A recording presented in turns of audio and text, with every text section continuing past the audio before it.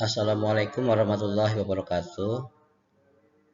Presentasi slide ini adalah merupakan tugas besar satu untuk mata kuliah korosi yang diberikan oleh dosen pengampu Ibu Dr. Anda I Gusti Ayu Arwati, MT PhD. Untuk tema presentasi kali ini saya mengambil judul analisa korosi dan pengendaliannya. Korosi merupakan penurunan kualitas yang disebabkan oleh reaksi kimia bahan logam dengan unsur-unsur lain yang terdapat di alam. Dua jenis mekanisme utama dari korosi adalah berdasarkan reaksi kimia secara langsung dan reaksi elektrokimia. Korosi dapat terjadi di dalam lingkungan kering dan juga lingkungan basah. Korosi yang didasarkan oleh proses elektrokimia atau electrochemical process terdiri dari 4 komponen utamanya, yaitu pertama anoda. Anoda biasanya terkorosi dengan melepaskan elektron-elektron dari atom-atom logam netral untuk membentuk ion-ion yang bersangkutan. Ion-ion ini mungkin tetap tinggal dalam larutan atau bereaksi membentuk hasil korosi yang tidak larut. Yang kedua adalah katoda. Katoda biasanya tidak mengalami korosi walaupun mungkin menderita kerusakan dalam kondisi-kondisi tertentu. Dan yang ketiga adalah elektrolit, adalah larutan yang mempunyai sifat menghantarkan listrik. Elektrolit dapat berupa larutan asam, basa, dan larutan garam. Larutan elektrolit mempunyai peran penting dalam korosi logam karena larutan ini dapat menjadikan kontak listrik antara anoda dan katoda. Dan yang keempat adalah anoda dan katoda harus terhubung secara elektris. Anoda dan katoda harus ada hubungan listrik agar arus dalam sel korosi dapat mengalir.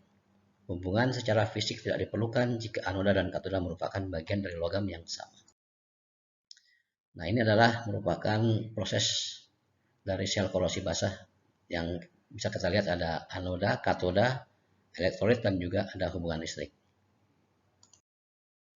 Karena hampir mustahil untuk mencegah korosi, maka mengendalikan tingkat korosi bisa menjadi solusi paling hemat. Insinyur-insinyur korosi kemudian terus dilibatkan di dalam menaksir ongkos-ongkos solusi mereka kepada pencegahan korosi dan menaksir masa penggunaan dari peralatan dengan mengenali kapan korosi akan terjadi, dan dengan mengerti mekanisme yang terjadi, maka ahli korosi akan mengeliminasi korosi dengan desain yang bagus. Ini merupakan kurva energi bebas biji logam. Nah, tingkat kecenderungan terjadinya korosi pada logam dinyatakan dengan perubahan energi bebas atau delta G. Sedangkan laju korosi ditentukan oleh energi aktivitas delta G++ yang menunjukkan penghalang energi yang harus dilawan oleh atom-atom logam supaya terjadi korosi. Termodinamika reaksi korosi. Ada beberapa faktor yang menentukan terjadinya korosi, antara lain: pertama, semua interaksi antara unsur dan senyawa tergantung pada perubahan energi bebas. Perubahan secara alami atau spontan terjadi jika perubahan energi bebas delta G negatif, yaitu terjadi pelepasan energi. Dan kebanyakan logam mempunyai kecenderungan terjadi korosi. Sebagai contoh dapat kita lihat dari ketiga reaksi berikut: logam magnesium dan tembaga akan terkorosi secara alamiah di lingkungan basah karena delta G negatif, sedangkan emas tidak terkorosi. Jenis-jenis korosi. Jenis-jenis korosi pertama ada korosi seragam atau uniform corrosion. Yang kedua ada korosi galvanik. Yang ketiga ada korosi celah. Kemudian yang keempat ada korosi sumuran. Yang kelima ada retak pengaruh lingkungan atau environmentally induced cracking. Yang keenam, kerusakan akibat hidrogen atau hydrogen damage. Yang ketujuh ada korosi batas bulir atau intergranular corrosion. Yang kedelapan dealloying. Yang kesembilan ada korosi erosi, dan yang kesepuluh adalah korosi aliran atau flow induced corrosion. Faktor-faktor yang mempengaruhi laju korosi. Umumnya problem korosi disebabkan oleh air, tetapi ada beberapa faktor selain air yang mempengaruhi laju korosi. Di antaranya pertama adalah faktor gas terlarut, di antaranya adalah oksigen atau O2 dan juga karbon dioksida atau CO2. Yang kedua adalah faktor temperatur. Jadi penambahan temperatur umumnya menambah laju korosi, walaupun kenyataannya larutan oksigen berkurang dengan meningkatnya temperatur. Ketiga, faktor pH. Dan yang keempat, faktor bakteri produksi atau sulfat reducing bacteria. Adanya bakteri pereduksi sulfat akan mereduksi ion sulfat menjadi gas H2S, yang mana jika gas tersebut kontak dengan besi akan menyebabkan terjadinya korosi. Dan yang kelima adalah faktor padatan terlarut. Dampak korosi. Korosi terjadi pada logam tidak dapat dihindari, tetapi hanya dapat dicegah dan dikendalikan, sehingga struktur atau komponen mempunyai masa pakai yang lebih lama. Setiap komponen atau struktur mengalami 3 tahapan utama, yaitu perancangan, pembuatan, dan pemakaian. Ketidakberhasilan salah satu aspek seperti korosi menyebabkan komponen akan mengalami kegagalan. Kerugian yang akan dialami dengan adanya korosi meliputi financial and safety. Di antaranya, pertama, penurunan kekuatan material, penipisan, downtime dari equipment, retak dan pitting, kebocoran fluida, enrichment, penurunan sifat permukaan material, penurunan nilai hasil produksi, dan juga modification. Nah, bagaimana metode untuk pencegahan korosi?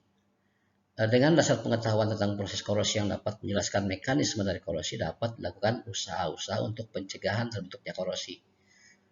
Salah satunya adalah pertama, pengubahan media. Korosi merupakan interaksi antara logam dengan media sekitarnya, maka pengubahan media sekitarnya akan dapat mengubah laju korosi. Ada 3 situasi yang dapat terjadi, yaitu media sekitar atau lingkungan berupa gas, media sekitar berupa larutan dengan ion-ion tertentu, dan logam terbenam dalam tanah. Kemudian ada seleksi material. Metode umum yang sering digunakan dalam pencegahan korosi yaitu pemilihan logam atau paduan dalam suatu lingkungan korosif tertentu untuk mengurangi risiko terjadinya korosi. Kemudian ada proteksi katodik, ini yang umum ya, atau cathodic protection. Proteksi katodik adalah jenis pelindungan korosi dengan menghubungkan logam yang mempunyai potensial lebih tinggi ke struktur logam sehingga tercipta suatu sel elektrokimia dengan logam berpotensial rendah bersifat katodik dan terproteksi. Kemudian ada proteksi anodik atau anodic protection. Adanya arus anodik akan meningkatkan laju ketidakarutan logam dan menurunkan laju pembentukan hidrogen. Hal ini bisa terjadi untuk logam-logam aktif pasif seperti nikel, ferrum, krom atau timbal dan paduannya. Jika arus yang lewat logam dikontrol sesama dengan potentiostat, maka logam akan bersifat pasif dan pembentukan logam-logam akan berkurang. Kemudian ada inhibitor korosi. Salah satu cara yang dapat dilakukan untuk mencegah korosi adalah dengan penggunaan inhibitor korosi. Secara umum, inhibitor adalah suatu zat kimia yang dapat menghambat atau memperlambat suatu reaksi kimia. Sedangkan inhibitor korosi adalah suatu zat kimia yang bila ditambahkan ke dalam suatu lingkungan dapat menurunkan laju penyebaran korosi lingkungan itu terhadap suatu logam. Kemudian ada pelapisannya atau coating. Prinsip umum dari pelapisan yaitu melapiskan logam induk dengan suatu bahan atau material pelindung. Jenis-jenis coating itu ada metallic coatings, paint, organic coatings, chemical conversion coating, dan lain-lain, enamel atau termoplastik. Jadi kesimpulannya, kondisi Indonesia yang beriklim tropis dengan curah hujan dan intensitas sinar matahari yang tinggi serta polusi udara dari air laut, sungai dan industri mempercepat terjadinya proses korosi.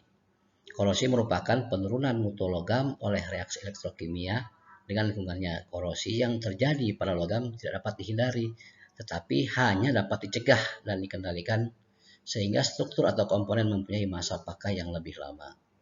Dengan mengenali kapan korosi akan terjadi dan dengan mengerti mekanisme yang terjadi, maka ahli korosi akan dapat mengeliminasi korosi dan risikonya. Demikian presentasi yang bisa saya sampaikan. Mungkin masih banyak kekurangan, saya mohon bimbingannya. Akhir kalam saya ucapkan terima kasih. Wassalamualaikum warahmatullahi wabarakatuh.